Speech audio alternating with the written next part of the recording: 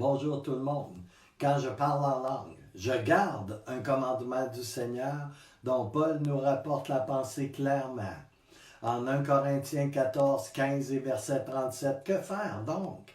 Je prierai par l'Esprit, mais je prierai aussi avec l'intelligence. Je chanterai par l'Esprit, mais je chanterai aussi avec l'intelligence.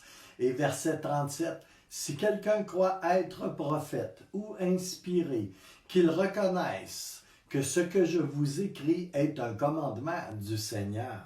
Hop là! Aussi, quand je parle en langue, je bâtis un édifice spirituel de foi dans ma vie et je marche en obéissance au Seigneur et j'expérimente bien plus de la puissance de son Saint-Esprit alors que je remplis sa grande commission. C'est que mon langage de prière appelle à la manifestation de vérités secrètes et de choses cachées, connues seulement des lieux intimes du ciel. Et par ailleurs, quand je parle en langue, je suis un canal ouvert aux actes glorieux de Dieu. Gloire à Jésus. Quand j'exerce mon langage spirituel, mon parler en langue, c'est littéralement un boost, un jump start, comme un survoltage dans l'esprit qui se produit. Et cela active une explosion de foi dans chaque sphère de ma vie. J'ai cette grande conviction, validée par les Écritures, et c'est que, en tout temps, lorsque nous prions en langue, nous offrons au Seigneur une prière parfaite. Oui. C'est aussi que quand nous prions en langue, nous prions pour des choses qui dépassent notre compréhension et notre intelligence. Et de plus, cela relâche une essence de sagesse, de conseil et de discernement. Nous parlons en langue. Cela produit une chose.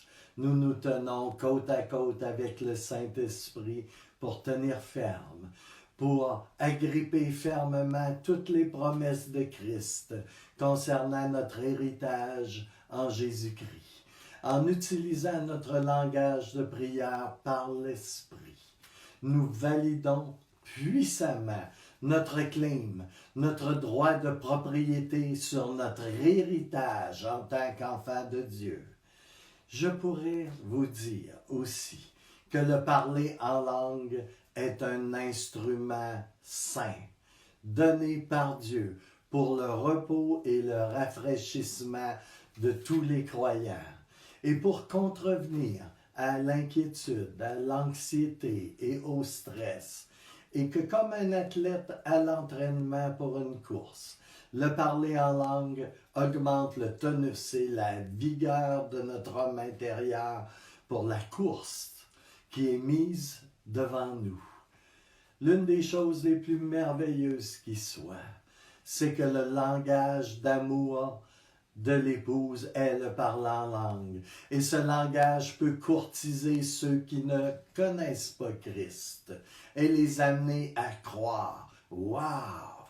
Alors que je prie dans le Saint-Esprit, il s'agit un peu comme un compas dans ma vie, pointant toujours le vrai nord, m'assurant en tout temps de la présence du Seigneur à travers chaque défi qui se présente. Vous dirais-je qu'il y a définitivement une facilité dans l'action de grâce et dans un cœur qui se réjouit en proclamant les bontés de Dieu dans un langage céleste ou de l'esprit. L'épouse de Christ devrait toujours être dans cette atmosphère d'harmonie, de symbiose avec Dieu et d'action de grâce, et elle devrait la cultiver, cette atmosphère, assidûment. Un cœur qui murmure, un cœur plaignard et dénué de gratitude et d'action de grâce va interrompre, couper le flot du fleuve de Dieu. Quand je vois quelqu'un être ainsi, dans cet état, je lui dis, tu as les deux pieds pris dans la boue, mon frère, ma sœur. La meilleure façon de te déprendre, c'est de laisser le niveau d'eau monter à travers des prières agressives dans le Saint-Esprit et à travers l'adoration et la louange. Et alors, qu'est-ce qui se passe? L'eau vive va délayer le bout. Éphésiens 5, verset 18 est la prescription du ciel pour cet état. Ne buvez pas trop de vin. La boisson pousse les gens à se détruire. Mais au contraire, soyez toujours en train d'être remplis de Saint-Esprit. Alléluia. Merci Seigneur. Fais-le Seigneur dans chacune de nos vies. Remplis-nous de Saint-Esprit Seigneur. Remplis-nous ici maintenant.